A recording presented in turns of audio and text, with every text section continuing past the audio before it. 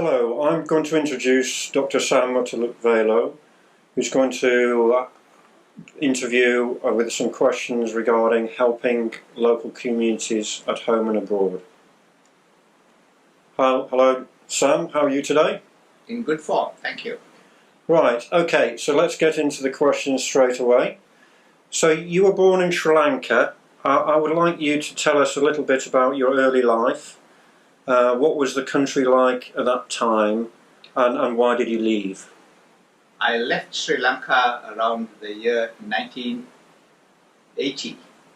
At that time, Sri Lanka was reasonably peaceful, and I came with my wife to do my postgraduate medical studies. However, in '83, there was an outbreak of a very serious race riot in the country, which made it difficult for us to return and to serve the country. And ever since '83, there was a civil war which only just concluded. I did my medical studies, one thing led to another. Before long, I knew what was happening. And I ended up as a GP, a medical doctor here for the NHS in Milton Keynes. Okay, yes, so you came to England, and I know you've been a doctor running a medical practice in Milton Keynes, serving the local community around Pennylands. Yes.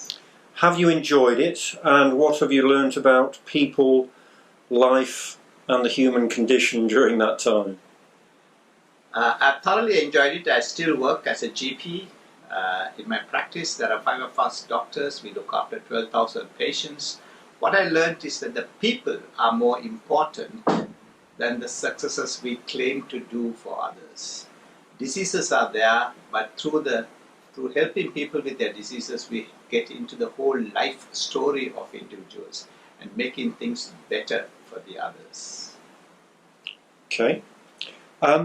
In recent years, Sri Lanka has suffered through a bloody civil war, which you've mentioned, and also I know there was a devastating tidal wave in 2004. You set up a charity called Hope Outreach to help a local community in Sri Lanka. Can you tell us why you did it, a bit about the charity and what you feel it has achieved? Yes. It was totally a social welfare charity based on Christian foundation and principles. Our theme was, it was a need that determines and not a creed. So we were caste, religion, class blind, and we would help anybody provided they were in need.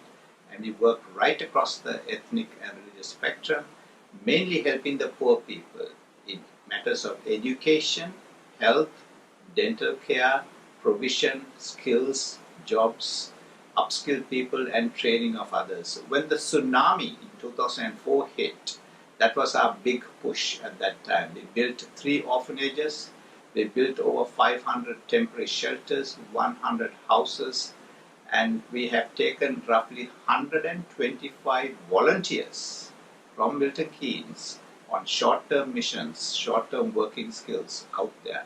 We still have been doing that. Wow, that's a great achievement. You were ordained recently and have become a vicar of a church in Milton Keynes. How important is your Christian faith in what you do, and why? To me, I'm a whole person. That's how I like to see. And at the heart of me is my faith in God, in Jesus Christ, my Lord. That is what triggers me, my service to Christ and service to Him through people. That's what I do. Whether I'm in Sri Lanka doing my mission work, right across the spectrum, or here in Milton Keynes, helping the local community in their matters of health or other matters. It is that which fires me, motivates me, and keeps me going. Okay, so this is the final question, which is a bit open-ended, I suppose. So we're in the era of the global village now. That seems to be clear. How can different communities come together and solve the world's problems? Right. We begin by solving the immediate problem around us and bring a sense of awareness.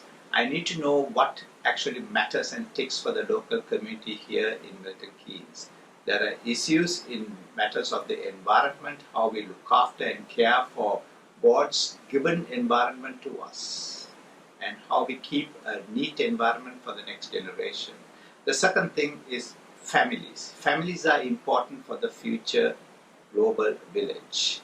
And there are families that are going through difficult times, hard times, and how do we mentor young people?